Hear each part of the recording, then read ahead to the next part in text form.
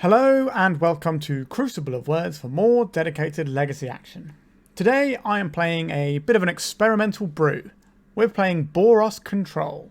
Yep, you heard me right. So, what is our deck trying to do? Essentially, we are a deck that wants to control the board, keeping creatures clean, drawing extra cards with Staff of Storyteller, and things like the One Ring, and then using Forth Eorlingas as our win condition at the end. Relatively straightforward. But we've got a lot of synergies built into our deck. So Staff of Storyteller is obviously very good with these Urza Saga, which we have in our mana base here, as well as the Retrofitter Foundry. We have a couple of Wandering Emperor and Timeless Dragon. All these things are going to be making tokens one way or another, which will put counters on our Staff of Storyteller and give us the ability to draw cards like a blue deck, despite not being one. Now, we don't have counter magic, so we're going to be weak to some of the combo-y stuff, and that's just how it's going to be. But there's quite a lot of creature decks in Legacy at the moment due to Orcish Bowmasters being around. Lots of people are trying to jam that in and have, you know, a lot more mid-rangey decks. Seen a bit of Maverick and stuff popping up lately. So hopefully we're going to prey on all these creature decks. And to do that, we've got 4 Swords to Plowshares, 4 Lightning Bolt, 4 Lightning Helix, and 2 good old-fashioned Wrath of God. We also have a couple of Council's Judgment, which can blow up problem permanents we might otherwise struggle with. And that's our removal suite, really, which is quite a lot of cards, to be honest. And the Helix and the Bolts can also go to the face, which might be relevant in some matchups. Also, Wandering Emperor doubles as removal, as does Little Ajani Vengeant. Is this good enough for Legacy? Questionable, but we're going to give it a go. It's a cool card. Haven't played it for a long time. I used to play a Boros Control deck in Standard a long time ago, and this was a core part of it. I just wanted to see what it feels like in Legacy these days. So why not have a shell like this? This can keep an opponent tapped down to force them to overextend into a Wrath or whatever. Pretty handy. So that's most of the deck spoken about already. We do have a couple of copies of the One Ring, which hopefully some of the life gain we've got can get us to not die from our own One Ring. And Forth Eorlingas closes the game out very quickly. So that's kind of what we're hoping to do. Now, I did mention these Urza Saga. We have 4 Urza Saga and 4 Wastelands in our mana base, which is a lot. But we are running 25 lands, which is an incredible amount of lands for a Legacy deck. We're treating these Sagas and Wastelands as kind of like half a land each. So we've actually more like a 21 land deck, because these are spells for the most part. But, you know, they still put mana into the X cost of a Forth Eorlingas. We've got a pretty basic heavy mana base with 2 mountains, a bunch of plains, only 2 plateaus here, and then a bunch of fetches. We've got a singleton Karakas. We don't really want to draw multiples because we're going to want to be playing our lands out. We don't want to have to hold our Karakas back if we draw a second one, so we just got the 1 in there. A few cheeky little Urza Saga targets, so Pithing Needle can stop some problem permanents for us, things like Planeswalkers, although burn spells can kill Planeswalkers sometimes. We have Retrofitter Foundry I mentioned before. This is just a win condition on its own, works very well with Staff of Storyteller. A Shadowspear, if we need to gain life to get through the One Ring, Shadowspear is a pretty good way to do it, and it's also just the Urza Saga curve of just playing Saga out, making constructs, getting a Shadowspear online and winning the game is tried and tested. We also have a Soul Guide Lantern in case we need to remove some graveyards from the game. And that's pretty much it for the deck. How is it going to work? I'm not sure. But what I am sure of is that our combo matchup is bad. So let's take a look at the sideboard. We've got 4 Deafening Silence for some of the combo matchups because we're going to struggle. We've got some hatred for things like Show and Tell and Reanimator in the form of Containment Priest. We've got a couple of Surgical Extractions for graveyards. We've got some Meltdowns for the artifact decks. Ruination for like the Landsy style decks. Cast into Fire for more artifact hate that can also double up as blowing up little creatures when we need it. And a couple of Pyroblasts for some of these blue decks. Things that are going to try and counter the important stuff we do. We can use this to force through something like a One Ring, and that should be getting towards game over because this card is so good against the blue decks. But also, there's Whole Breacher decks and things around Echo of Eon's decks. So we've got a little bit of targeting we can do with our Pyroblasts there. Is this a tuned and honed deck list? Not in the slightest. But should it be an interesting experiment with some unusual tools and seeing if a non-blue deck can keep up with blue decks in terms of cards? Very much, I think it's going to be like that. So think of this one as a fun experiment, and sometimes when we do fun experiments on this channel, they tend to go better than the tried and tested decks. So hopefully this will be one of them, and we won't just be getting buried every round. But if we get paired into a lot of combo, we're going to have a bad time, and that's just how it is. If you have a cool, unusual deck that you'd like to see featured on the channel, why not contact me and try and arrange a donation deck? You can do that either via the Discord link below, or just drop a comment on this video and I'll get back to you that way and we can sort it out. And remember to like and subscribe. Alright, let's jump into a league with Boros Control and Legacy in the year of 2023. Who'd have thought it? Alright, let's have a good one. If you're looking to play Legacy on MTGO like me, why not try Card Hoarder? They're a rental service that I personally use, and I found them better than other rental services that I've used in the past. So why not give them a try? We're on the play for round 1. Double Wasteland hand, not necessarily what we're after, but we have stuff the Storyteller into some other stuff. We have so much removal in our deck that we should be relatively odds on for drawing it, so I am going to keep this and hope that the stuff the Storyteller can get there. Could be a little bit slow. And we don't have the ability to sculpt, but stuff the Storyteller can solve a lot of problems for us. We're going to lead out with a Plains here and pass the turn. This can represent things like Source to Plowshares for our opponent, which might make them think carefully about their turn 1 play. A Polluted Delta with no other play there, sure. So I think we're going to play out this Mountain now and drop this Staff the Storyteller and see if we can get this in. Not amazing in the world of Bowmasters, but we have lots of removal specifically to try and help situations like that. Okay, we have the option of just getting the Monarchy if we want to, but we'll see what our opponent does here. So it feels like our opponent is on some Bowmasters over here, so we're going to Wasteland their Watery Grave.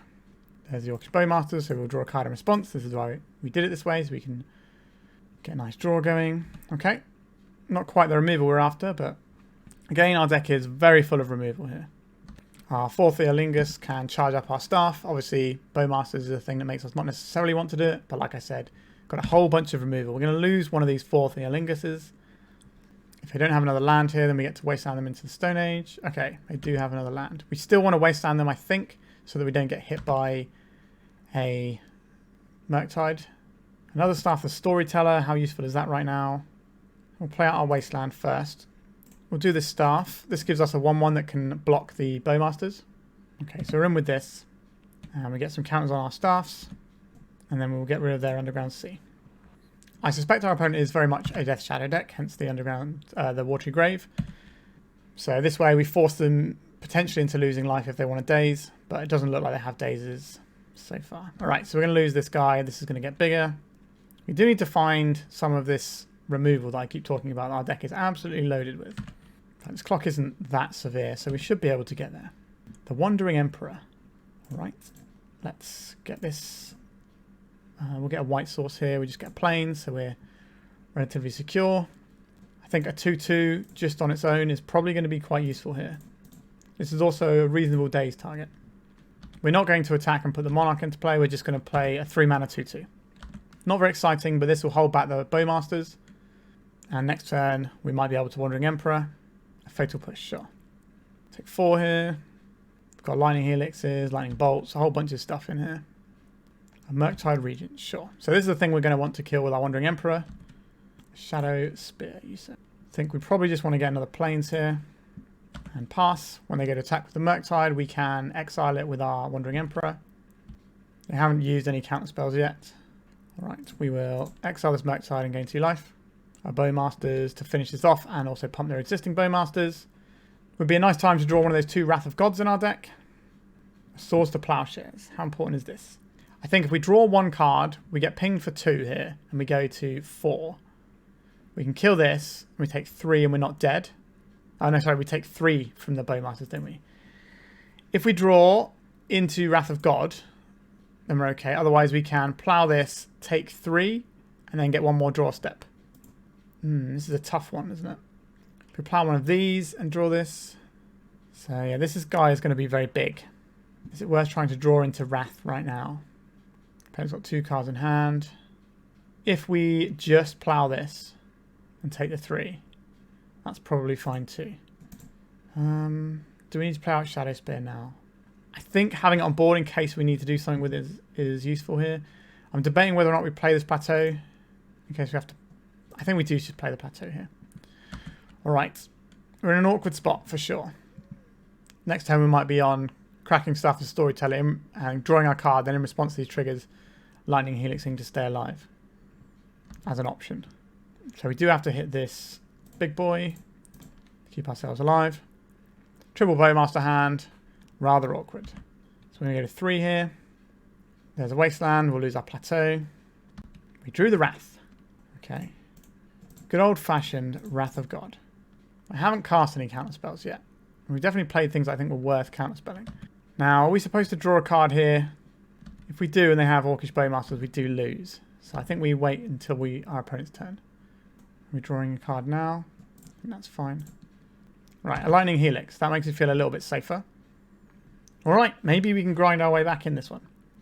We do have so many cards saved up. Yep, we lose our Plateau. Alright, it's all coming up Millhouse over here. Let's draw a card. We can kill a Bowmasters if they have one. Let's draw another card. A Prismatic Vista. Interesting. I think we just play out the Plateau. They're unlikely to have much in the way of direct damage outside of these Bowmasters. So we're just sitting on some removal here. We just need to wait for a win condition. If they wasteland this, they're not going to wasteland our Urza Saga, which we're hoping to draw. Let's draw another card. A Retrofitter Foundry. That's a pretty powerful one here. If you've got a counter spell on this board, this feels like it's worth it. Sure, if they pitch the days. We'll play this Prismatic Vista. We still have, I think we have 2 planes left in our deck. Okay, so they paid 2 for this. They're cracking this. They're probably playing a Death Shadow here. They failed to find here. A Death Shadow, sure. No cards in hand. We're just going to say no to this one straight away. And gain some life. We'll crack this. We'll go and get another planes here. Oh, they're scooping it up. Powerful Wrath of God. Alright. Our opponent is playing a deck where Pyroblast can be useful. Ruination. They showed us 1 basic. Is this enough for me to care about? I don't know. We have Cast Into the Fire, which is pretty good as well. For stripping out Bowmasters. Is that enough just to strip out the Bowmasters? When we already have a whole bunch of removal? Possibly. Which of these cards is not that useful? Pithing Needle on Wasteland isn't the thing we really need here. We're pretty good against Wasteland. We've got loads of basics, so we can strip that one out. I like Ajani Vengeant still. These things into days might be a little bit tricky, like all our big 4-drops. But I think we just want a whole bunch of removal, and we'll just win the game eventually.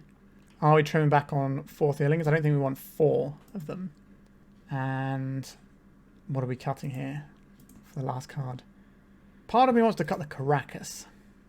It just feels like a liability in this matchup. Maybe we don't want the Cast Into the Fire here. Maybe it's just not good enough for what we're doing. It's either that or the Karakas that goes.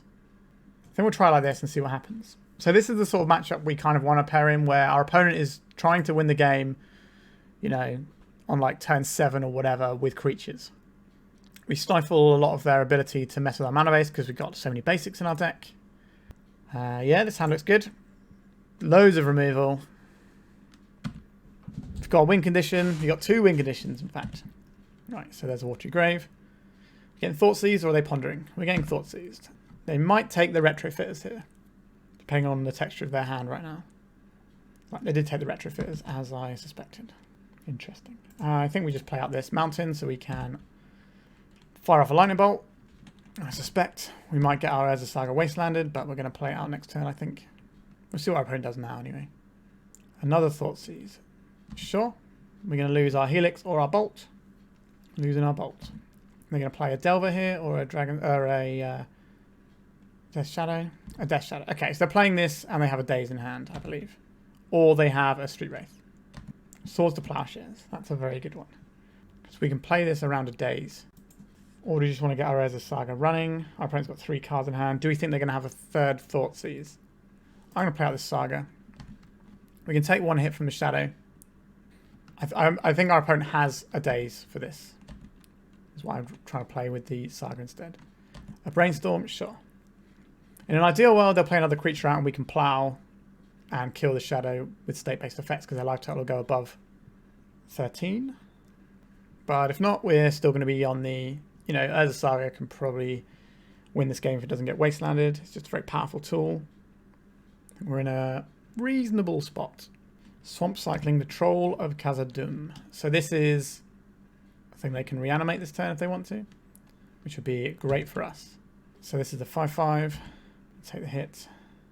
Right, so now our Urza Saga is online. If we want it, play this planes, and we'll pass the turns. We've got Plow or Helix or Saga activation. depending on what we think is necessary here. I think we can take the 5 here. Swamp cycling another one, sure. There's an underground sea. Let's make a guy. An Orcish Bowmasters, sure. 2 cards in our opponent's hand. I think we do have to keep playing around this daze, unfortunately, which means you can't really make the construct here. So I think we are getting Soul Guide Lantern here. We'll get rid of their troll. And we will... hold on. Let's play out our land first. So I think we're playing out this... I kind of want to get the next Urza Saga going. Interesting. The problem with this is it means we can't do Helix and Plow. Interesting. They might have double days, but we can pay for double days right now. So I think we will cast this Plow. Alright. So I think I can take the damage here, which makes me more inclined to play this Saga and get this going.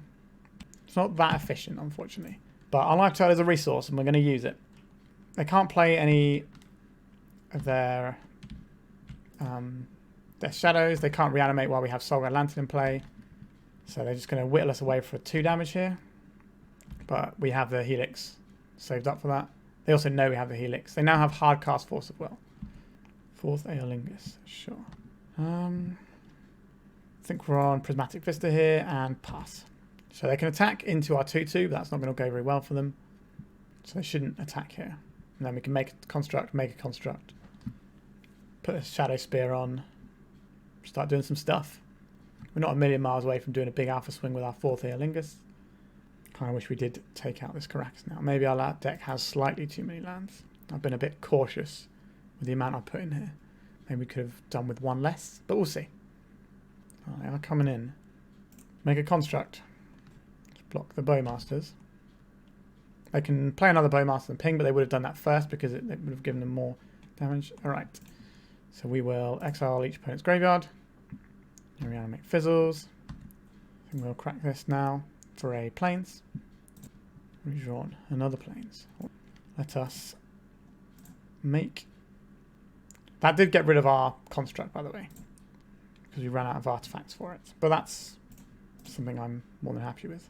Let's crack this now. And get ourselves a mountain. And pass. This way we don't have to worry about shenanigans in terms of our opponent. Like, if they'd have had a Stifle, we would have seen it already.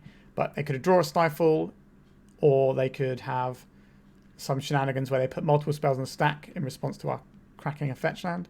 So we just don't get caught out. Right, so we have this Lightning Helix. We don't need to fire it off now. Construct, sure.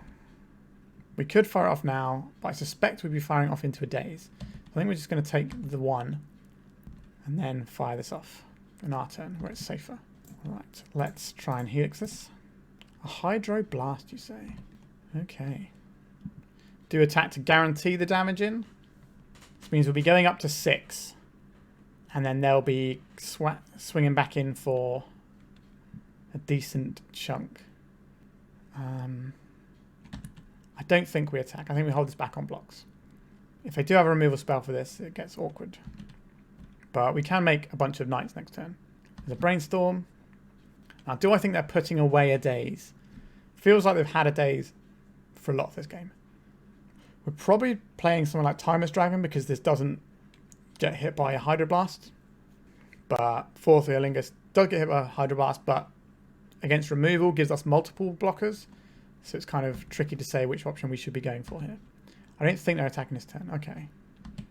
We will happily make this trade. And there's a Saga. That's a nice one. Our opponent doesn't have exile removal because they are a black-blue deck. Let's hold up the white here. So now we have a big creature on board. If they kill this, we get to play it again. Okay, a Force of Will. Pitching the days that we've been playing around this entire game. Now they're hellbent. Drawing off the top blind because they've just cracked this to get rid of the Brainstorm cards. So we are in a very commanding position here. Murktide Regent is where this can go wrong. Let's hope they don't have that. Alright, so we're going to take our 1 from this, go down to 5. That's over to us. Right, so we have this as a Saga. We can start ticking up. We have this Karakas. So our opponent's got 1 card in hand. We could fire off this little mini Forth Eorlingas. So we can go 1, 2, 3 to make a construct. So we can do this for white, red, 1, 2. Just 2 guys is fine. Attack with just 1 guy. It's a very cautious play, but I think it makes sense. If they have a removal spell and we don't get the Monarch, we're still ahead on board here because we've got a Saga ticking up and we've got the Knight on blocks anyway. If this does get through and we get the Monarch, then we're great. If they have a Bowmasters in hand, that could be potentially annoying because they'll be able to make this into a 3-3, but we can chump block. If I want to try and Bowmasters to stop this, that's not going to work because they're just going to have to throw their Bowmasters under the bus, but we're also still going to get the Monarch. Right, so now we have the Monarch, for better or worse. They got Bowmaster in hand. Petty Theft on our guy. And now they can cast that as well. Alright. They're doing that before we could play something like a Red Blast. So they are going to get the Monarch this turn. We can't stop them from doing that. Alright, this is a really close game, this one. Let's make a construct here. There's a brainstorm here as well. We need to connect with our Shadowspear, which might prove somewhat challenging. But we could draw something like a Lightning Helix or just removal for this, and that would also be fine. Right, we'll... There's red mana. We're not using red mana for anything here. I don't think we have any targets left. We do not. Okay. So, now we have a choice. We can play our Timeless Dragon. If they have removal, that gets us. We can equip our Shadowspear. If they have removal, that gets us. But we do want to get the Monarch back here, I think. So we are going... Which one do we equip here? Just equip our biggest creature here.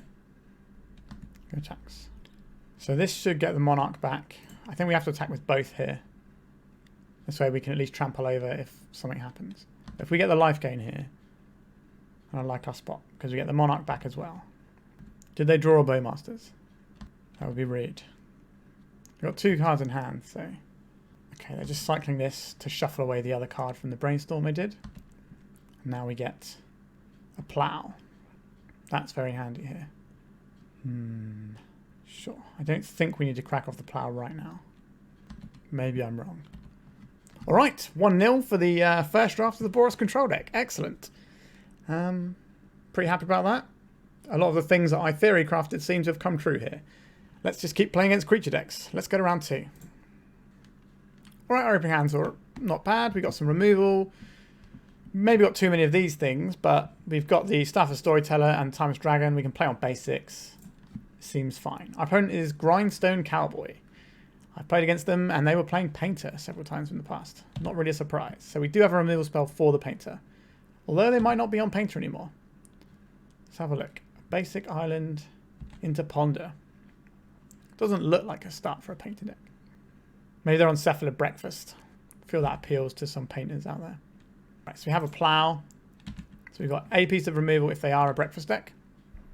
We're in an awkward spot for the next turn because we can't necessarily... If we think they are a Breakfast deck, we can't tap out for this because they might just be able to kill us. We need to hold up some interaction.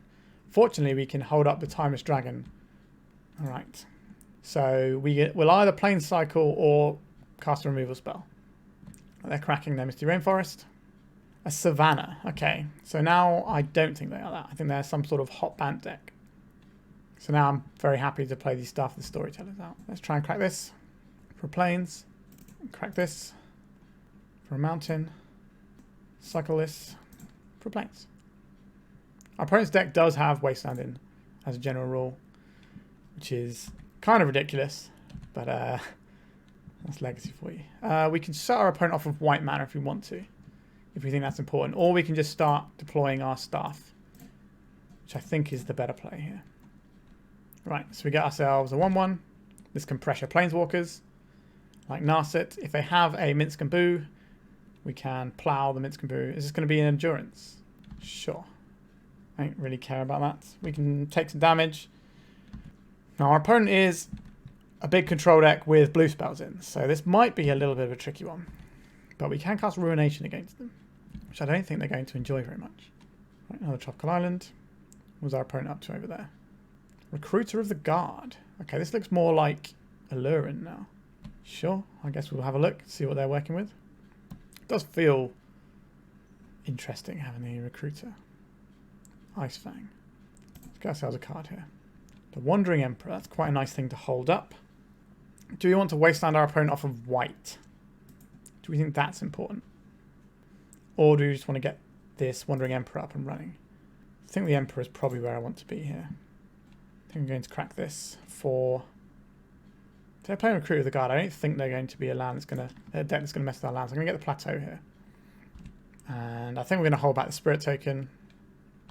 So we're going to play something like the Wandering Emperor or a bunch of removal spells if they're trying to allure in us. There's the Ice Fang that we knew about. Opponent's going to attacks. We don't have to worry about alluring right now. I'm going to go for this Wandering Emperor and see if it resolves. I suspect it won't, but it'll be 2 cards for 1 if I have a force. I don't think they're going to counter this with anything other than a force. But I could be mistaken. Alright, here's the force pitching another force. Sure. Right, we'll take some damage off of the Endurance. Have a Wasteland, we can take our opponent off of white. That's probably worth doing here. We'll play our Staff of the Storyteller. Holding up 2 activations as well as some removal. And we'll pass. Are we in the process of having to remove this Endurance? Maybe. I think we can just chump block here. They didn't attack, interesting. This is suspicious. Go for a draw. No Bowmasters on the other side. Let's go for a draw. Okay, so we have a whole grip of removal here. We just start getting in at our opponent. I don't think we want to try and wasteland them right now. I think we want to wait for them to fetch off of this first. Let's try and fetch ourselves a white source here. Now, what are we looking at as our play here? I don't think we want to just try and jam the Forth Eorlingas here. I think we're just going to hold open a whole handful of removal. Our opponent can't really attack us profitably right now. An Intuition. Okay. We're going to find out what our opponents are. Are they going to be on some sort of Omniscience build? They are on Alluring, so I did correctly work out they're on Alluring. So we have a lot of removal for their Alluring turn. So cracking this. They're casting the Alluring, I would imagine. Okay, so in response, we are going to kill this Recruiter of the Guard. Because this is the thing they can bounce as a kicker cost. So we don't get to kill this. It'll go straight back to the hand. They can chew up their combo. We plow this guy end step. Now our opponent can go off at instant speed here. But we do have a piece of removal for that. A Cavern Harpy. So this can bounce their Ice Fang if they want to. But if they have the other thing, then we don't want this to... We need to save this for... Alright. So they got this going on now. So now they can return. Okay, so they can just do this over and over again, right? Yeah, we should have killed this in response. Right, so when they cast it this time, we will have to Helix the Ice Fang. We gave them a free card there. Another Cavern Harpy. Right, so they're now in... Do they have enough cards in their... Can they find the win? Okay, here's a Parasitic Strix. So this is the combo here. So they play this, it drains us out. And then they bounce it, the Cavern Harpy. Then they replay the Cavern Harpy, bounce this. And then that's us dead. I'm not going to make them click through it. Yeah, maybe we should have Helixed the Ice Fang straight away. But if they had the second Harpy, we're sort of done for then. Alright, so what is actually good here? Pyroblasts are useful. Ruination are also useful. Cast into the Fire is possibly playable. Surgical Extraction, not certain about that one. Definitely Silence is an awkward one because they're casting creature spells, so it doesn't really work. So I think we're looking at these 5 things. So our removal's pretty good. Council Judgment is one of the things we have that actually kills the Alluring. So that's going to be important for us. Saga Lantern will be able to do some stuff here. We need the Karakas for their Uros. Yeah, it's going to be a tricky one to work out what we bought out here. I don't think we need Timeless Dragons in this one. Maybe we can trim a Forth Eorlingas. I think the One Ring is going to be somewhat useful, buying us some turns. Wrath of God's good against their other lines. Got to find 2 more slots here. Is it the Helix that go because it's a little bit slower? That's a possibility. Or we could board out one of our Plateaus because we're trying to Ruination and we don't really want multiple Plateaus. That's an interesting one. And I think we have too many lands on our deck just in general. Is Ajani Vengeant good enough here? I don't think so. Yeah, Yeah, we'll submit like this. Now, we could try and have the surgicals to try and catch something out, but that doesn't feel like a great plan to me. An interesting hand. Very interesting hand. I guess we'll keep. So we're going to get white with our Arid Mesa, and then we can play into our Urza Saga, into Staff the Storyteller. And then we can hold up spells from that point on, or Saga activations. Look at this. We could go get this Plateau, but we have this Ruination in hand. I think the Ruination is going to be important. We have all these good red spells too. Yuck. I think we do have to get Plateau. Because if this gets counterspelled, we need to be able to cast our other spells. Otherwise, we just don't get to play the game. I don't think they'll counter Staff the Storyteller. They're going to counter our bits that stop them winning the game. Fled Strand from our opponent. So not exposing themselves to Wasteland right now. Okay, so we've got some more removal. We've got a Wasteland. They can flash in a guy and kill our spirit, but I don't really care if they do that. Right, so they got some basics. Our Ruination looking a little bit lackluster right now. Sure, they can have an Ice Fang. There's a little bit of tension as to whether we draw with Staff the Storyteller or just keep making Saga tokens. A Brainstorm, sure. I think we have to make Saga tokens to try and get our opponent dead. Not easy. Alright, this is going to be another basic. It is. Alright, our Ruination are not going to work here. A Ponder, sure. I'm going to attack with their Death Touch, or they're going to keep us back to kill a Construct. Right, I think we are on Construct, and the fact that we've got a million lands on our deck means maybe we're going to draw another land. There you go, every time. Right, let's cast this. Right, so now we've got some more constructs. We name Cavern Harpy with our Pithing Needle. We could Pyroblast this, or we could just attack into it and just say, yeah, sure, we can lose one construct. It's not the end of the world. And because we boarded out our other Plateau here, we can't fetch something that can cast both Pyroblast and Source Plowshares, so we have to see what our opponent does and then try and do the Plow or the Pyroblast. Right, here comes the Allurin. Sure. So we can't crack this because they will win the game in response. Or they could at least threaten to do that. Okay, so we have the Plains here.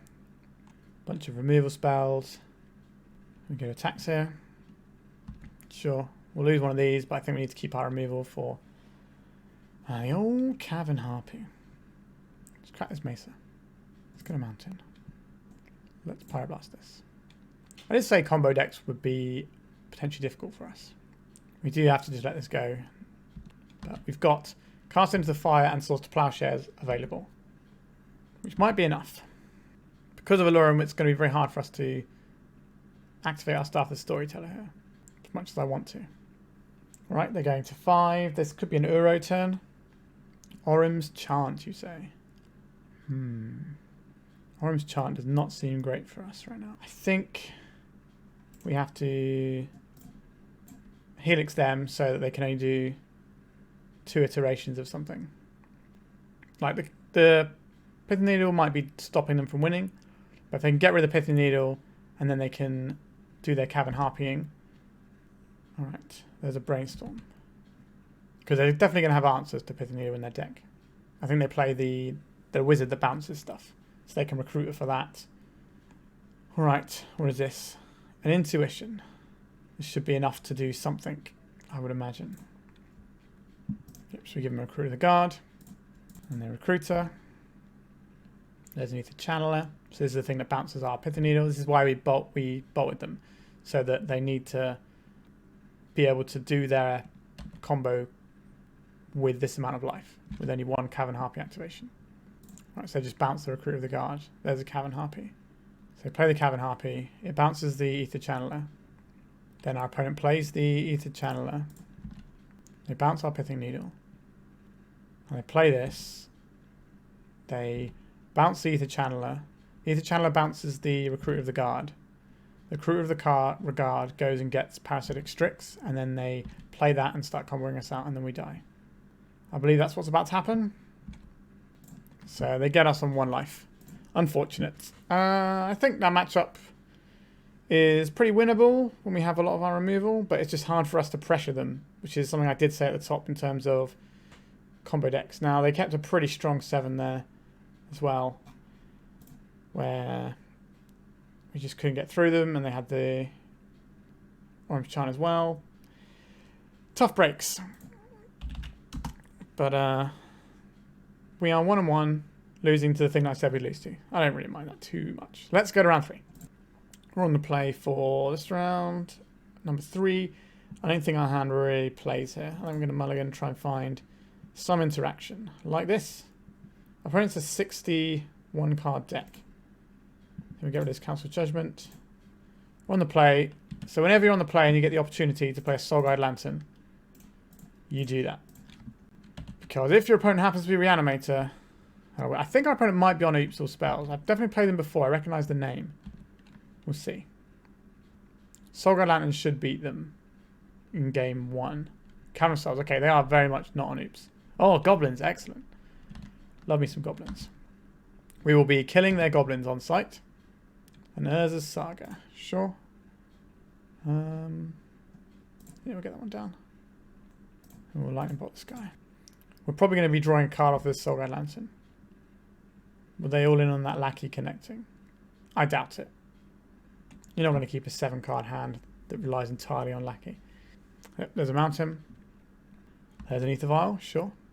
Would I rather draw a card here, or would I rather have another artifact for Urza Saga? I think it's just another artifact for Urza Saga, actually. He says, drawing another artifact for Urza Saga. Alright, I think we're just going to play some Urza Saga beatdown. And then see how we fare. So we can get Pithing Needle for the Ether Vial in a second. And that annoy our opponent. Bloodstained Mire. Still no Wasteland. That's nice to see for us. We don't know quite what build they're on. The Ether Vial makes me think they're more on the sort of traditional red-black rather than the sort of the Jundy one. Crater Maker. Just keep making guides, I think, here. What are we going to get here? I think we get Pithing Needle here. And we name Ether Vial. So this is going to force the removal onto the Crater Maker will have to blow up the needle before they can start using their... So they might just block here and then blow up the needle. But that's fine. So our one Urza Saga has given us 2 4/4s and killed one of their guys. That's not bad for 1 card. This should be a matchup we're good at because they're a creature matchup and our deck is just the removal deck. But we'll see how it goes. Do need to find another land in the near future. But we have many of them, so...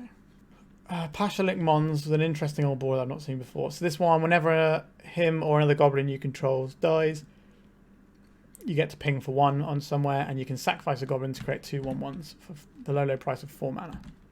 Wandering Emperor. We'll play this. We can't equip it. But it makes our guys big enough to attack Pashalik Mons here. Attack into Pashalik Mons. Let's see. And we've still got a plow if we need it for something. Let's see what they put in here. A munitions expert. So this is going to deal 2 damage to it, then they're going to block it, and then they're going to kill it. I think we're just going to plow the Pashalik Mons in response. So this only does 1 damage. Now there's no way they can kill this construct, and they're just going to take a bit of a chunk here. Let's see how they feel about good old-fashioned Lightning Helix. Next turn, if we want to, we can start putting the Shadowspear on our constructs, but I think we're probably just going to beat and hold up the Helix. That's probably the best play that we have. Right, what's this going to be? 3 mana Goblin. So, yeah, Water Chief into Matron. Sure. It's going to find them a Muxus. Or are they on some other plan? There's the Muxus. Sure. And there's a Lackey with haste. So this is going to put the Muxus into play. Alright, we could be in a bit of trouble here.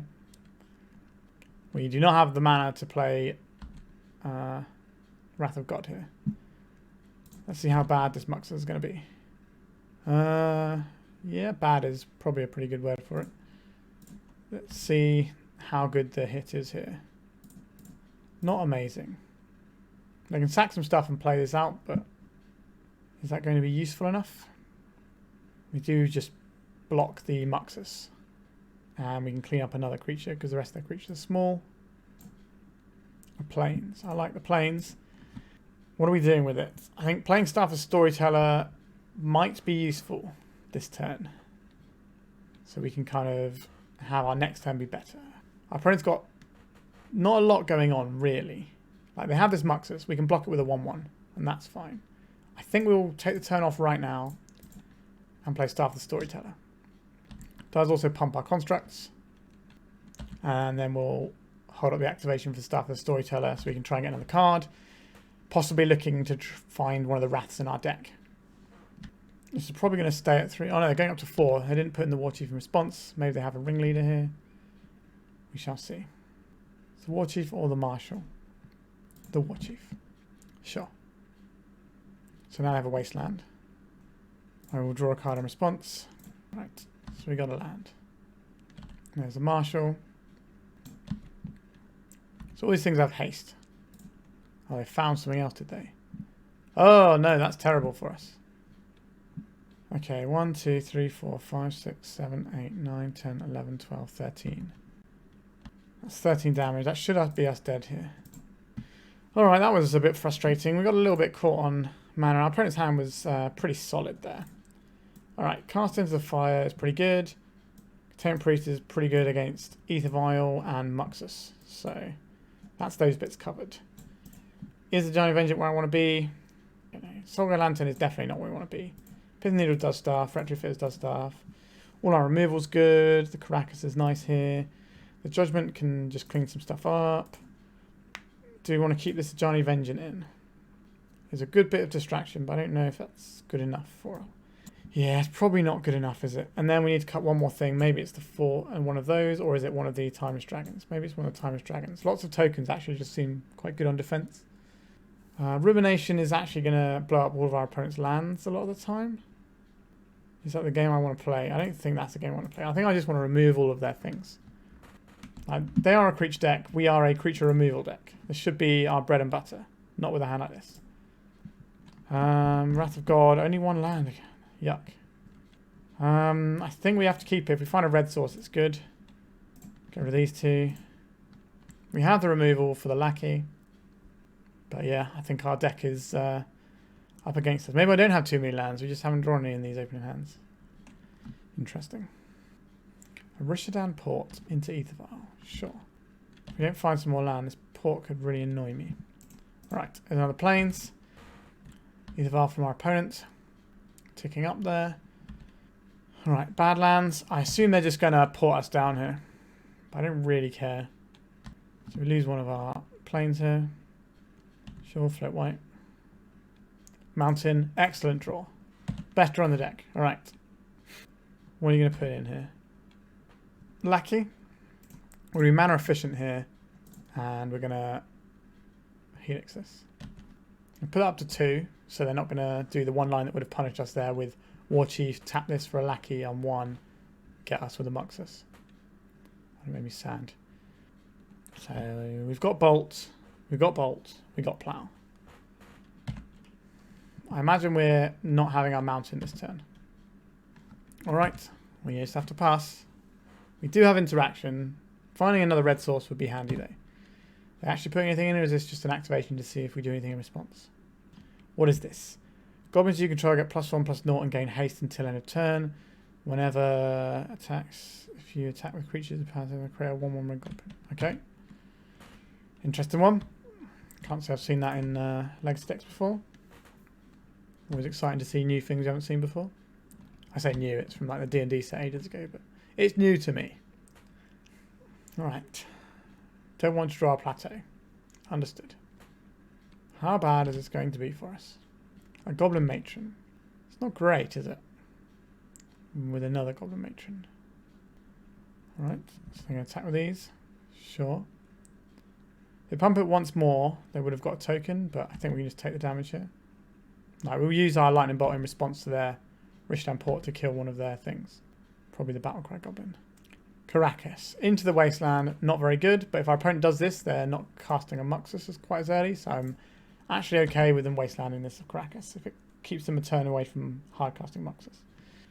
Obviously, they get to decide whether that's a thing they want to do or not, but maybe the bait will be too strong, and then they'll draw into a Muxus they don't have later, and it'll feel a bit annoying. The other option is to keep this in hand and try and bounce a Muxus with it. That's not a thing you want to be putting in and out of play very often. Just take one from this Matron. You're going to see any other plays from our opponent, or are they just holding up this Aether Vial? There's a Tiger. Okay. For a red source, I suspect. Yep. For red. We're not going to bolt just a matron. The One Ring. Well, that could be good at some point. But that point is not right now. Let's see what they're putting in. A matron again. Sure. A Goblin Ringleader. Sure. So they're going to go up to 4 on the vial. Yeah, I feel like we're just going to get done because not having enough mana in this game. Now, our opponent has taxed us a little bit with the port. But the other games, we've been drawing lots of lands. In this round, we just haven't had them. They left the vial on 3. That means they might be hard casting this Ringleader. You give us a turn off of being ported, so if we can find land, we might be able to drop the One Ring. What have you got for us, opponent? A War Chief. There's a Ringleader. Are we supposed to kill the War Chief right now? I think so. This is the first option we had to do it. This means anything they find off the Ringleader they can't cast for cheap. Just a Munitions Expert. I think that means we're just getting Rishtan ported this turn. Which means we're going to Lightning Bolt the Ringleader, because it's 2 damage. Wandering Emperor. You're not really what I'm looking for right now.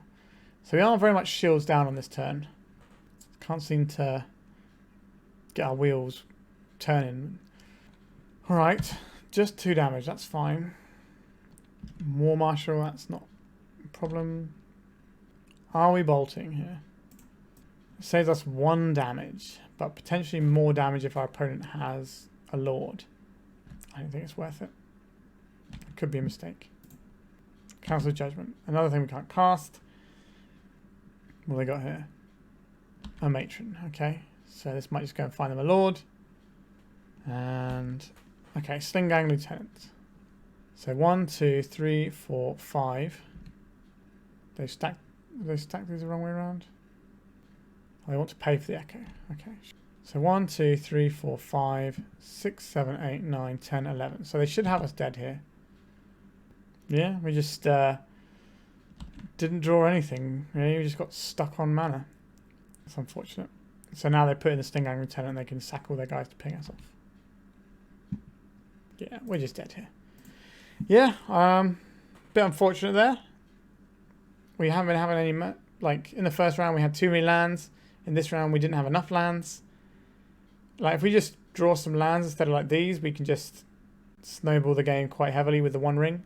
We just got it ruined there, unfortunately. Let's go to round 4 and see if we can draw a good mix of lands and spells. I got some land problems again with this one, so mulligan again. Alright, this works. We'll keep this. We'll probably ship the Emperor as a thing for later on, I think. Our opponent is on the play. We play a creature, we can bolt it. Unclaimed territory. Naming human. Okay, we're playing humans. Again, this is the matchup we should be absolutely fine with. We are the removal deck. So we don't necessarily want to remove this one right away. We'll see what they play. It's unlikely we remove anything else. Let's clear a courtyard. Human. Unsurprisingly. Another champion of the parish. Okay, so we will kill this. They can have their 1/1. So the reason we might not want to do that is if they have a Thalia, we might need to kill the Thalia. Obviously, we can't do it straight away. We'd have to untap and do it, but that might be a thing we need to save our Lightning Bolt for. Alright, I like that one. Let's play this one out. And we've got a Lightning Helix. I don't think our opponent has got a good chance of winning this game. Right, Bag End. What is this? Horizon Canopy, okay. What are you doing for 3 mana over there? Sanctum Prelate. Let's kill this guy in response. Sanctum Prelate is unlikely to name 4 here. And even if it does, I don't really care. Because Timeless Dragon is bigger than all their things. Sure, they're naming 1. We've got a selection of removal. Alright, so they're just playing out some stuff. They don't have anything going on there. There's a Saga. That probably beats what they're doing here. Let's play out the Saga. We're on 23 life against our opponent's aggro deck, and it's turn 4. Which is going to be Thalia's Lieutenant. That's a pretty good one, but we can Wrath of God if we feel the need. They got another play here. No, just a Bag End. They're going to draw. They are going to draw a card. Please deploy it. Thalia's Lieutenant. Sure. Okay, so we're not going to make a construct token here. Actually, no, we can't make a construct token anyway because it hasn't got enough counters. But we're not going to hold up for a construct token. We're just going to wrath their board and they're probably going to scoop. So we'll take the 6 And then we get to reduce our opponent to having nothing in play. Good old-fashioned Wrath O God. I think we'll play out the Karakas here. And good old-fashioned Wrath of God. Then we can untap and play a Timeless Dragon. And that's going to be bigger than our opponent's things. Noble Hierarch, sure. We will just make our dragon, I think, here. And what do we want? Shadowspear is going to be hard to lose against aggro deck, and we've got a load of mana there. And I think play out the Wasteland. 1, 2, 3, 4, 5, yeah. So have a big 5/5. We can stick a Shadowspear on this, and we have a 3/10 clock. They can play the little guy that exiles our guy, but then we can Meddling Mage. What are they going to name? Swords to Plowshares would be my guess. Could be another Wrath of God name though, since that was a bit of a blowout. They named Swords to Plowshares, sure. I think that's correct. Not just because I've got sat in my hand. But we're a white deck and it's the removal we haven't cast yet. Right, so let's equip this to this guy. Let's go attacks. Have a bash. Play this out. Are we Wastelanding here? I guess so. What's the difference between these? These are slightly better because they let you them activate abilities. Do I care about that? I don't think so. I think we're just going to keep this up for an Eorlingas, Forth Eorlingas. So if we draw one, we can just end the game. Imagine it's going to take a lot for them to win here. Sure. Back down to 20 life. My experience of playing humans is that they don't win as the game goes along. They have to get it done by now. Alright. All of our removal spells were good. Who would have guessed? So, we have Ruination, which will kill all of our opponent's lands in this matchup. We also have Cast into the Fire, which will kill a bunch of their dudes. So these are things I'm interested in. Ajani Vengeant, I think is probably okay here. We don't need a Soul Guide Lantern. I don't think we need a Pithing Needle here. So that's 2 of these cards, and we just need to find 1 more cut. Maybe it's the Forth Eorlingas. Maybe we don't need 4 of them. We just need the things that are removal that then change things up. We'll try it like this. This is like the bread and butter matchups for a deck like ours, where we just go removal spell, removal spell. Removal spell is also a win condition. Have a nice time. Alright, our opening hand here doesn't really have the removal that we need, so we're going to mulligan this one. This has got a removal spell that might be a bit slow, and then another removal spell, but I think this is fine. I don't think we want the Wasteland here. So we might be able to get Cheeky T-Form with Cast into the Fire. Ether Vial. Alright, that's a thing we can blow up if we need to. I think we play the... I don't know if we do play the Karakas out here. I think we play out the Arid Mesa. This can get us our mountain, and then we can get the Karakas down if our opponent plays a Thalia. This just means that we have all the options. I don't think we fight over the Ether Vial. I think we just kill their creatures. Kite Sail Freebooter. Alright. Have a look. Enjoy. So this is one of these ones where it takes your card until you kill the guy and then you get it back. So it's probably... I don't know. Maybe Council's Judgment. Could be the Cast in the Fire. Depends what they've got in their hand. We will see. I took the Staff. That's interesting. Forth Eorlingas. So we'll play the Karakas so that can cover us against the Thalia. If we need to cast into fire, we can. I don't think we cast into fire this Ether Vial. Right, what are they going to have here? A Noble Hierarch. Sure, that's fine. We can ping this off if we want to, but I think it's best to wait and see if they play anything else. They can do Thalia's Lieutenant here to pump their Noble Hierarch. So we're kind of incentivized to not fire off this cast into the fire. Something green. I'm going to have to look at this one. Human Druid. You may look at the top card of your library any time. You may plans for the top of your library. As long as you control 3 or more creatures with different powers, you may cast creature spells on top of your library. So they can't actually do that right now. A Lightning Bolt. Place land out. I suspect when we crack this, they will tap their Ether Vial. They did not. Interesting. Let's play out this mountain. So we can kill this guy. Which seems fine.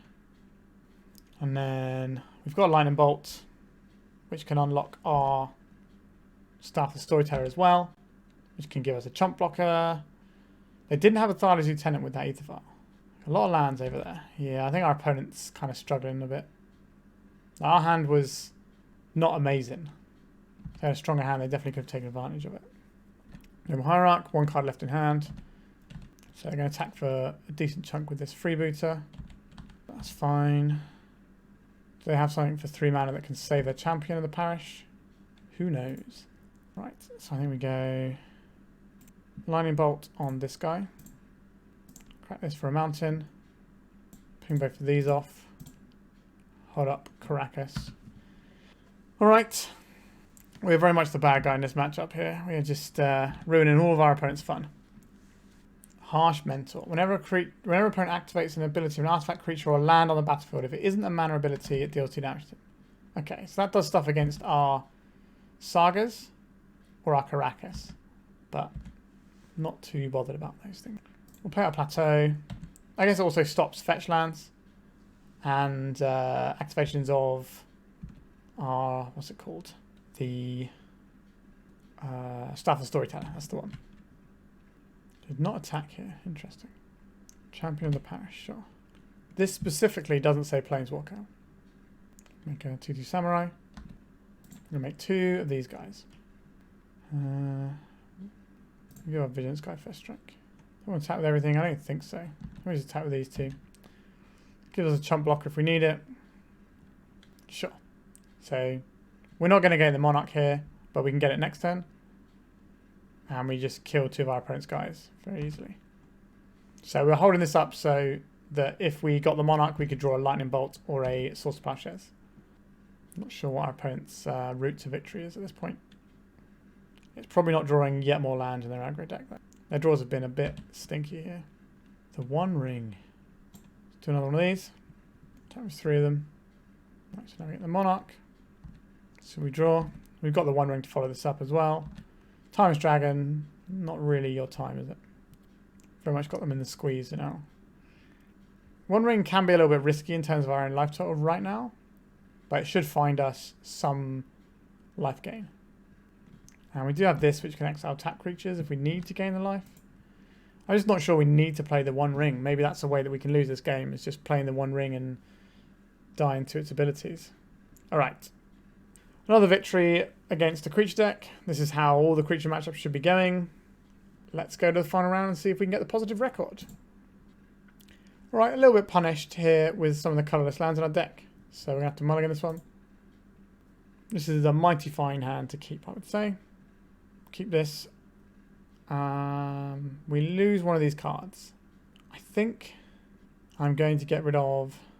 We might need this to... So we can play this as a mountain and then play the Soul Guide Lantern. Then we can untap, play as a Saga, cycle for our 3rd land. So I think we're going to get rid of the basic planes here. Like Soul Guide Lantern is one of those cards where if it's in your opener, like I said before, it can really be worth doing. Like at the worst, it's a redraw, but at best, it can just completely ruin your opponent's deck. Misty Rainforest. What are they going for here? A basic forest. Birds of Paradise. Okay. Could be looking at Maverick or something. Do we bolt the bird? I don't think we bolt the bird. Maybe we bolt the bird. I'm less about casting the Soul Guide Lantern now. I'm more about holding up Lightning Bolts. Because they play the Birds of Paradise. I don't think... The Graveyard is going to be a thing they do Uro stuff with, maybe. I don't think we're going to get reanimated or oopsed on or anything like that. A Fiend Artisan. And a Dryad Arbor. So we can get ourselves this little basic mountain. Say no to Proposition Fiend Artisan. Cast into Fire looking real good right now. Looking forward to boarding that in for game 2 and or 3. Plains. Are we playing out Urza Saga? Or are we just holding up our Lightning Helix here? That's a tough call. I think we're going to play out the Plains and hold up Lightning Helix. Like the Saga is a thing we're going to try and win the game with later, but it's not that important right now. Elvish Reclaimer. 1 land in the graveyard. Sure. We got follow-up land here. A Collector Oof. We'll fire this off on this guy. Collector Oof we can deal with when we need to. Lightning Bolt, that deals with it if we need to. Right. We've got Plane Cycling, we've got Lightning Bolt, we've got Plow. We get to do 2 of those 3 things in this turn cycle. A Cradle. Alright. This could be Natural Order, which could be a real punish for us here. Sacrificing the birds for a natural. This is probably going to be an Atraxa. A Crate Hoof Behemoth. Let's plough this in response. So now these only get a little bit bigger. Alright, if they'd have had an Atraxa, that would have been a lot worse situation for us most of the time. This goes up. I'd love to draw a land. Yeah, it's a land. Let's play our Urza Saga. Are we bolting their Dryad Arbor here? Because that represents 2 mana. Our opponent's got 1 card in hand. How do we lose this game? If our opponents... Yeah, I think we bolt the Dryad Arbor. This shuts 2 mana off of them. It's like a double Wasteland. And then we can just play some Urza Sagas. So this makes it harder for them to natural order this turn. What are we looking at here? Endurance. A Green Sun Zenith for 1. Okay, so that's going to be a Hierarch effect, I imagine. And they're going to attack for 3. Yep, so there's a Hierarch. Sure, we can take this a little bit of damage. It's a very small amount. In the end step, we're going to make some land. Some delicious Construct Man. See what we draw, and then we can decide how we want to navigate this turn. So, I think we're probably tapping the Construct, the other Saga here. Then we can tutor for... What are we tutoring for? Do I want a Pithing Needle? What would I be naming? Wasteland? We have our own Wastelands though. Retrofitters. If we get this Collect Roof off the board, is going to be really useful. Same with Shadowspear. I think we'll get the Shadowspear. We're not going to be equipping it. We can play this out. And I think we're just going to play out this Saga Lantern here. We can remove Dryad Arbor, I guess, because they're more likely to have something like Ramonite Excavator. And we just start attacking with our larger man. Probably not attacking with his oof. Ajani Vengeant as I live and breathe. Okay. Let's make another construct. Let's get a Pithing Needle. Let's name Outland Liberator. That's something they're probably going to have to tutor for. Or should it be Fiend Artisan, actually? Probably Fiend Artisan, just they can't shoot for things if they find one. We're not really doing anything with the other bits and pieces in our hand here, but we're just going to keep clonking in with our massive constructs. If we find a land, we can Ajani Vengeant, kill the Collect Roof, stick a Shadowspear on, and then I think we are sailing towards victory at that point. We did draw a land. Here it is. After all these years, your friend of mine, Ajani Vengeant. Let's kill this Collect Roof, turn on all our good stuff. Give us a little bit of extra life as well. Go attacks. So any 2 of these are lethal. So they need to flash a guy in and chop block with it. Orcish Bowmasters. Yeah, that's a guy they can flash in. Are they probably going to ping off our Ajani Vengeant here? Yeah, sure. So they might chop block with both of these, so they have the green guy for the purposes of natural order. Or they might just block with one of them. Alright, sure, chop block on both of them. That seems a lot more sensible. Because then they keep their green guy, rather than just blocking with one of them and using the Hierarch. I think we still beat the Atraxa anyway. Alright, game 1, we killed all their creatures. Alright, game 2, I would like to kill more of their creatures, please. Cast into the fire, strong here. The Containment Priest messes up their Green Sun Zenith and natural orders. Do we want anything like Surgical Extraction here? I don't think so. Ruination may be useful. Not 100% convinced on that one. Saga Lantern is good here. Pithing Needle is good here. Retrofitter is good. Yeah, all these things so far look pretty nice. I'm honestly not sure about the one ring in this deck at all, to be honest. It doesn't feel like we're a one ring deck. Let's try without the one ring and maybe trim one of these Forth Eorlingas and run it like that. Good old-fashioned Wrath of God. What time to be alive. Okay, so we have lots of removal spells and a way of stopping their scariest thing. We have seen Bayou out of our opponents, so Thoughtseize is to be expected. But they've gone to 6, so we're going to be 2 cards up on them on the first turn cycle, and we're just going to have nothing but removal. That's how I like to play this game. Guy's Cradle. Misty Rainforest into... We're going to get Thoughtseize here? No. We're going to see a Dryad Arbor. I'm going to Lightning Bolt their Dryad Arbor, I believe. So this will get us... We will need a second white source. I don't want to play into a Wasteland here. I think I'm just going to go and get a mountain and Lightning Bolt their creature. Okay, and that represents 2 mana with the Cradle we know about. So we just keep them shut down. So there's a Cradle we know about. So play a 1-drop and then tap their Cradle to play another 1-drop. We can kill them both with... Okay, we can't kill them both with cast into them. Understood. I think we play this one out. And we hold up this Containment Priest because it can blow out a natural order. Another one of those, you say? Sure. Okay, I think we're just going to carry on this plan that we're on at the moment. So now we're just going to go and get our planes underneath us.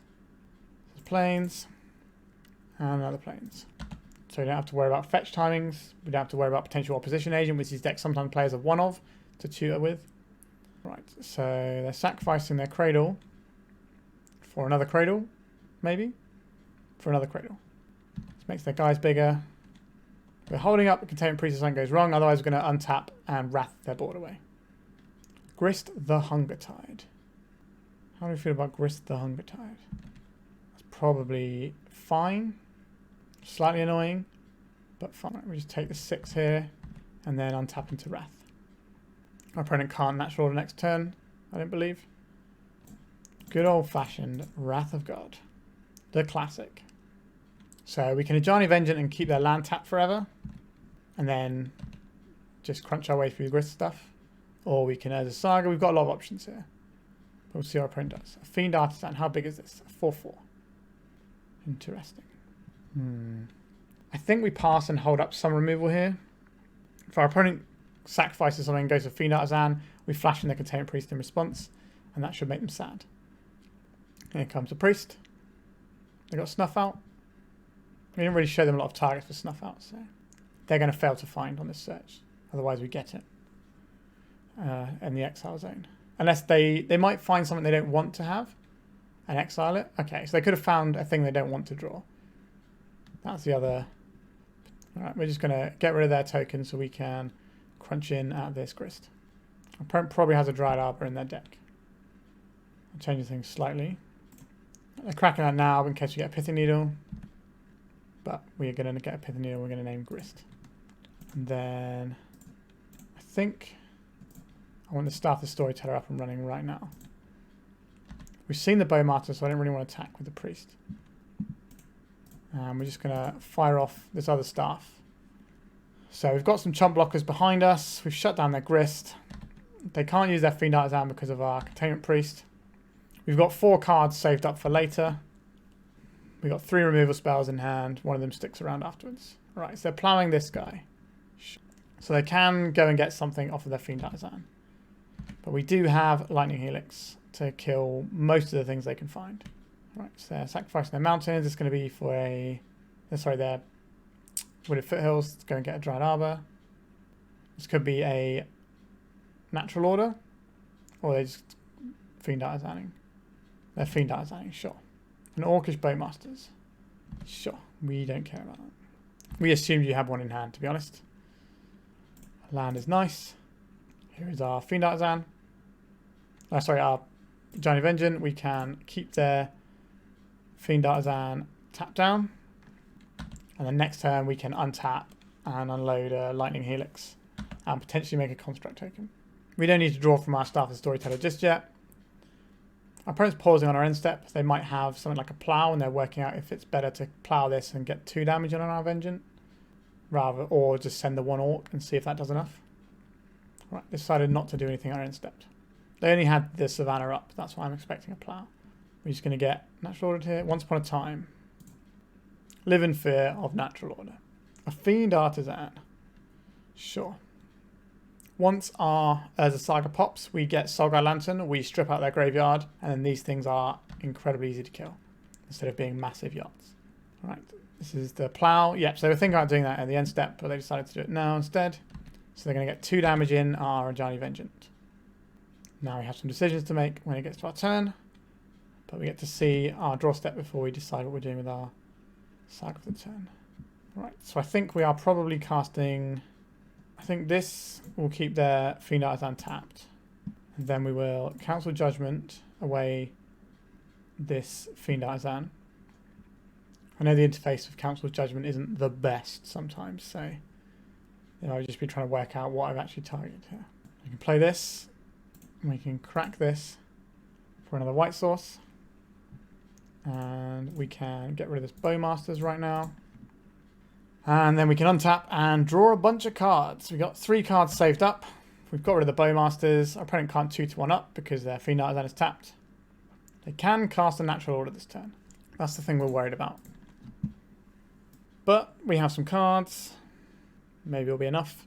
So we can get rid of their graveyard. Then Ajani Vengeant can kill the Fiend Artisan if we want to. We also have... Did we board in the Ruination? I don't think we did we? No, we didn't board in the Ruination.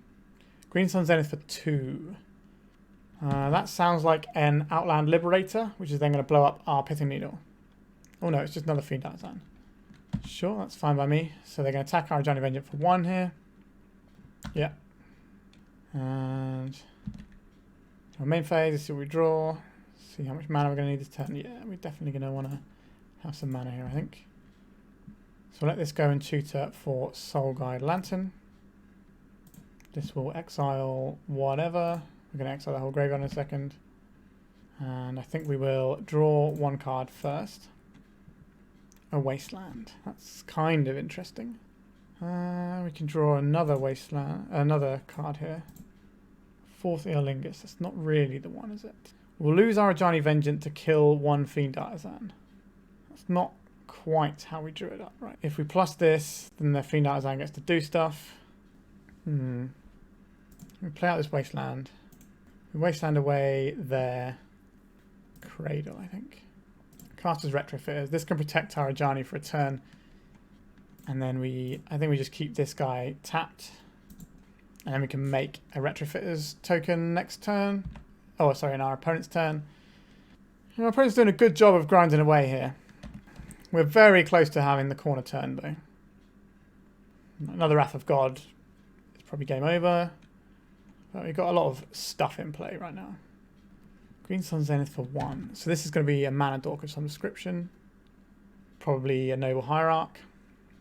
Unless they've got a Reclaimer they want to get. That could be useful here. Yeah, there's a Reclaimer. Alright. Are they attacking with their Fiend Artisan and their Orc Army on our Ajani so they can get 1 damage through? How big is this now? A 6/6. We can shrink it whenever we want. So we can create a token, block the Fiend Artisan, and then shrink their graveyard. And then the Fiend Artisan will die to state-based effects. Okay, this is kind of what we want here. We also get counters on our draw engine.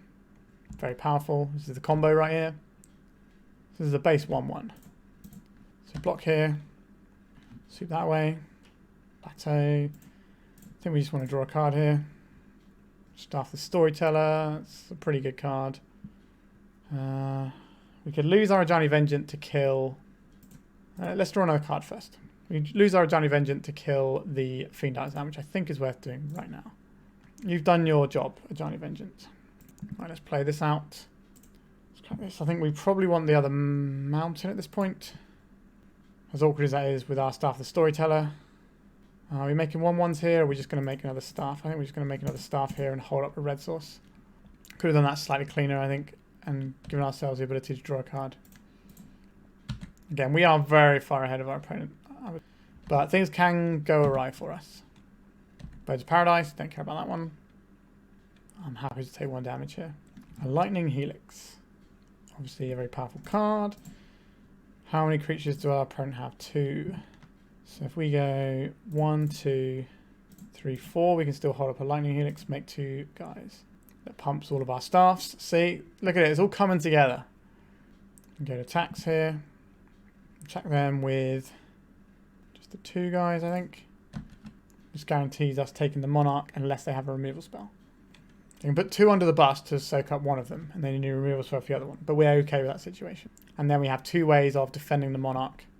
But if our opponent gets 1 extra card, we probably don't care, because we are removing their stuff and all sorts. Right, so keeping all their guys back, so they've got maximum amount of things to attack with. So we gain the Monarch. Draw cards. We got the Helix, we got the Retrofitters. We got an abundance of options here. We can easily block one and blow another one up. We can't take any damage and lose the Monarch. Let's Helix this guy away. Make sure we keep the Monarch. Now we're drawing 5 cards a turn at this point if we want to. 3 from the Stars, 1 from the Monarch, 1 for our turn. That's a lot for a fair deck to try and overcome. We trade away more of their creatures, so this makes our next Forth Eorlingas much stronger. Play this one out. Crack this now. Just going to get ourselves another planes.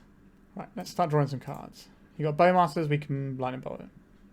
Right, let's draw another card. Let's draw another card. Sure, a Lightning Helix, pretty tasty. Go attacks here. Again, we have so much removal right now. It's going to be very difficult for them to get through unless they have a natural order coming up.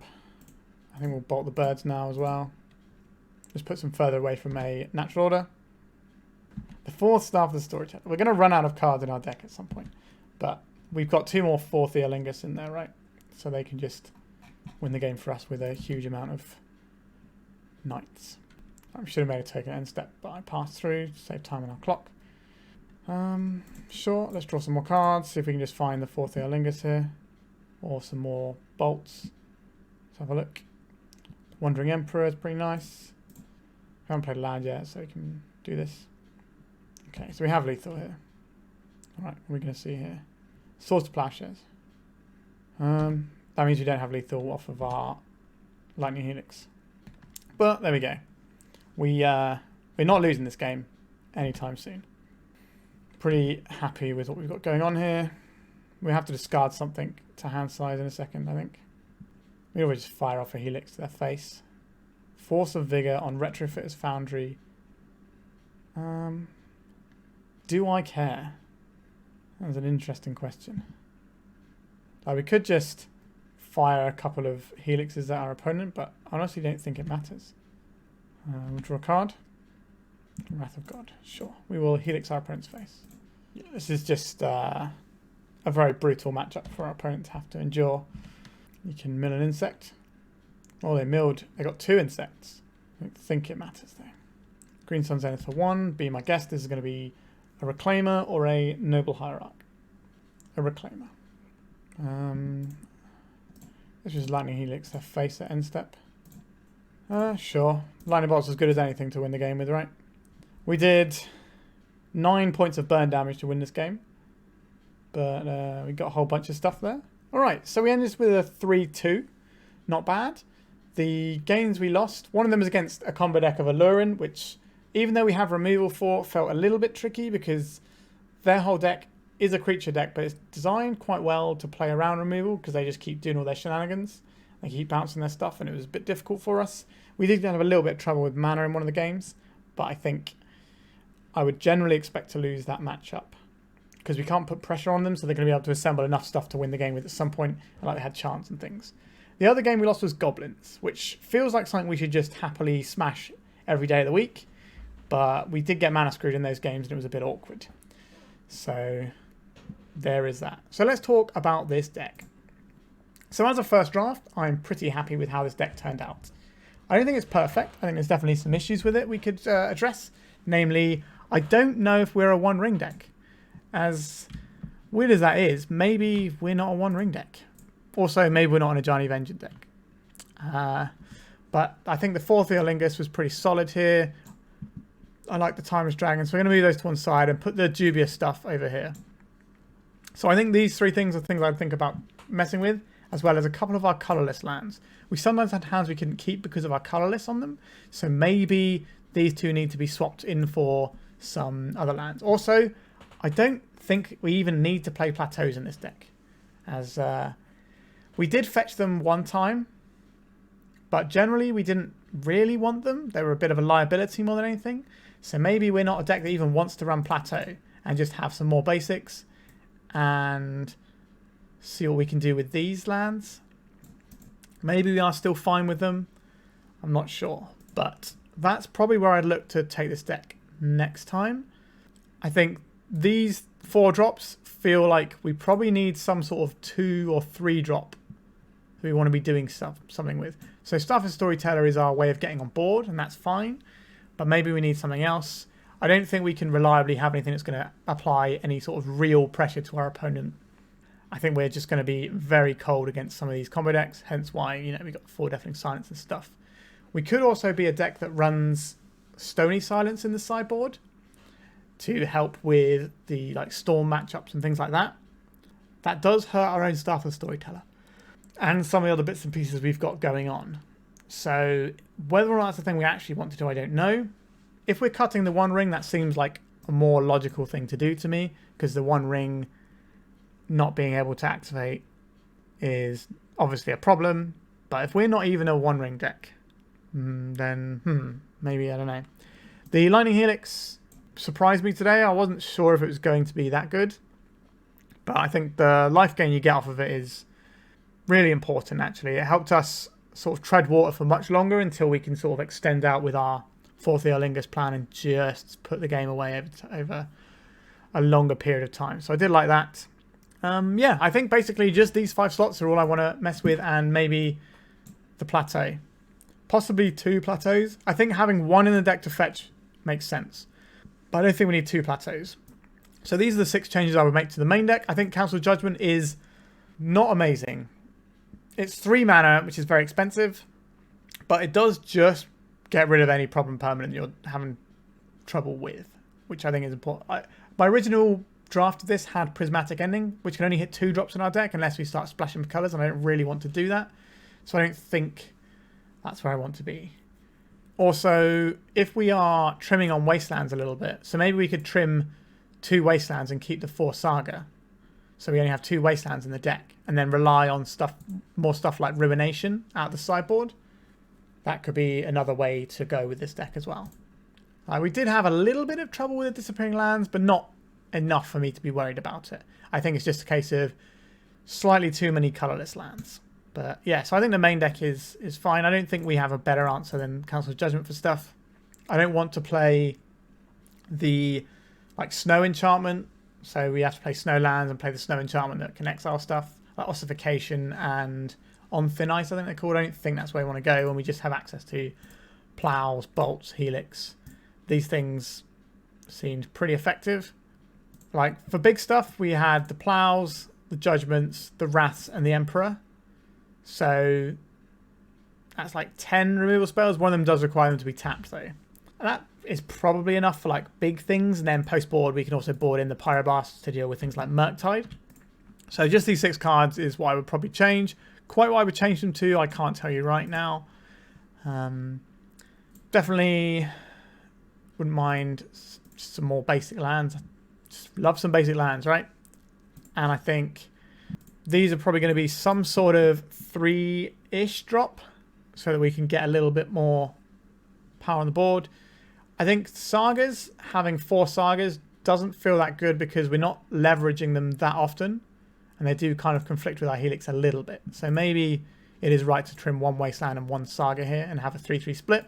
It's the sort of thing that you won't know until you play it, right? And I think we played it here and it felt like we had slightly too many colourless lands.